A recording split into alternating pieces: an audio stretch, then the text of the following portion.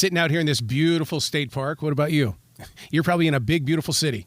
I'm actually in New York right now for some press, but I'm from Vancouver. Oh, my God. Oh, I love Vancouver. I love Victoria. I love the Cascades. Oh, my God, the Puget Sound. You come from a part of the world that is just so elegant. It really is. If you're ever up there, don't hesitate to let me know. The fish aquarium alone up there, right there in Vancouver, is just one of the most talked about things even today down here in the Deep South. When you experience that aquarium up there, you take it with you. Yeah, I do my best to not go to anywhere where we hold animals in tanks. Yep. I totally get that. Hey, I gotta tell you that I can really relate with Brass and Unity 1, and here's how, and it has to do with my father, who he always told us that he waited till he was old enough to go to World War II. He lied to us. He got in there illegally somehow, some way, and then to see that you did it at 19. What is it that you were feeling in your heart that called you to Afghanistan? For me, I went to college at 17. I joined the Army at 18. And Canada was becoming involved. And you could not see it. It was everywhere you looked. We were starting to see bodies come home. And I met a lady on a bus, and she had a massive impact on me in such a way that I quit college and I joined the Army. I just wanted to serve my country, and I wanted to help those women and kids over there. I love the idea when you say you wanted to help your country, because that to me is the ultimate sacrifice of serving your community. Some people like to just go and donate a couple of hours. No, you were truly serving your community. I think anybody who's willing to do anything selfless should be honored regardless of what it is. But I can tell you right now that, the way of the world at that time was, I was feeling helpless, and I didn't know another way to help. And I couldn't sit there and sit back and go, well, not my problem. I'm not that type of person. You're right about that, about the world. It was changing very quickly. It wasn't just a North American thing. The whole planet was starting to change. And if we didn't find some unity within our meetings and community, then things were just going to go awry. 1,000%. You nailed that. We needed to find unity. We needed to find each other, and we needed to band together. And that's the beautiful thing. Since COVID, we've lost a lot of that. It's a lot of me, and we've lost our community. And we need to dive back into that together, because that is why the suicide rate are what they are. People are feeling alone. In some of the most populated cities in the world, people are walking around feeling alone. And that breaks my heart. Mm-hmm. Yeah, you suffered from PTSD. They sent you home, but you would not let that get in your way. No, it took me a long time. Don't get me wrong. I mean, it's been almost a decade and a half of continuous work and therapy. And it was not easy for the first 5-6 years. Suicidal ideations and everything in the back of my mind were real. They were there, and I felt them. And they almost made me take my own life several times. But I had a community around me, a system around me that wasn't going to let me drown, and no matter what. See, and I'm glad that you talk about that in Brass and Unity 1, because my father, I always thought that he was just an angry man. I just thought, wow, I got to be with the oldest and grumpiest man on the face of the planet until the moments of his final chapters. That's when he started admitting things to us. I'm going, why didn't you show up 30 years ago, dude?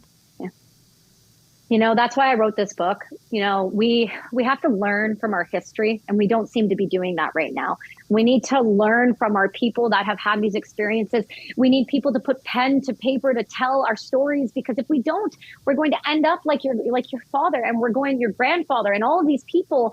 We need to tell our stories, because these are stories of people who have gone through the worst things in the world, but there's so much to learn from that. There's so many lessons there. And if we can put pen to paper, it will not only help you heal through journaling, but it will help those that are reading it to feel like they are not alone in this thing. Now, did you journal? Because I'm a daily writer every day since 1994. There are times I put stuff in that journal. I don't know if I want to go back and revisit it.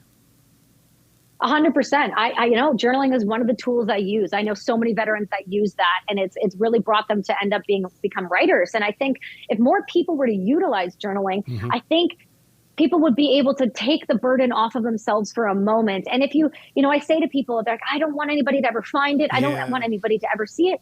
Okay, so then at the end of every year, every 6 months, take that journal and burn it. Let it go. Get it off of you. Don't hold on to the weight of it. What's so funny, Kelsi, is I talk with many authors who say, don't do that, because this book isn't for this generation. It's for 2 and 3 generations from now that are going to want to know what you went through. Absolutely. And I fully agree with that. But if it comes down to journaling from a place of just, I need to get it off my chest, it's too heavy, it's too dark, and you don't want anyone to see that at that moment, that's okay too. It's not your obligation to share that. But what I will tell you is, if you are brave enough, if you are able to hold on to those, that's how things turn into magic. You can keep those. I started writing this book 5 years ago. Mm-hmm. It just came out yesterday. I look back and I go, wow, that book was written from such a dark place, such a heavy place, but it timestamps you, right? And it's okay to know that that was a moment in my life.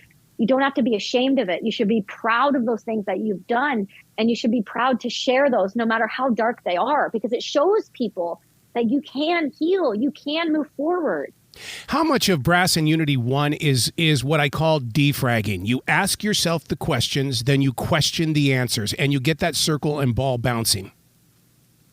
Oh my gosh, it's exactly what it is. It's just getting it off of my mind, getting it out of my body, letting go of it, and not holding on to it. Because we understand when you hold on to trauma, you hold on to these things, it will make you physically sick. Mm-hmm.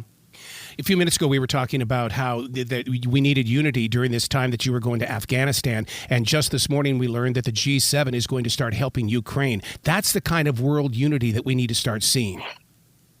Yeah, it's, Ukraine is a hard one. It's a really, really hard one. Yep. I think that what was done there, it should never have been done. The fact that he went into Ukraine the way he did was disgusting, to say the very least. But what I will tell you is, you talk to any combat veteran and they're never going to advocate for more war. I'm never going to advocate for war. War is not the answer. Communication is the answer. Removing the egos from these leaders who want to puff their chest, that is the answer. You cannot win wars. All you're doing is you're destroying the next generation of men and women. You are setting the next part of the world up for pain. We don't need more war. We need more conversation. Yes. That is so interesting that you bring that up. Kelsi, just the other day, I was reading an article that's comparing the millennials and Generation Z to the baby boomers. They're saying they are one in the same. They have a voice. They want to be heard, and they will be heard. And just hearing you speak, it is true. That fire is inside of you. Yeah, it is. And I'm not going to stop either. We have a suicide crisis going on right now with our veteran community. It's gone from 22 a day to upwards of 44 and bounces in between. But one person taking their life, one a day, is too many. And when you have war like this, you're going to have the next generation of trauma after trauma after trauma. And we need to start healing and stop bleeding on everyone else around us. We can heal, but you have to do the work to do it. And it's going to take within the community, because we understand all that our governments are willing to do right now is over-medicate, highly prescribe, and say, well, too bad. Yeah.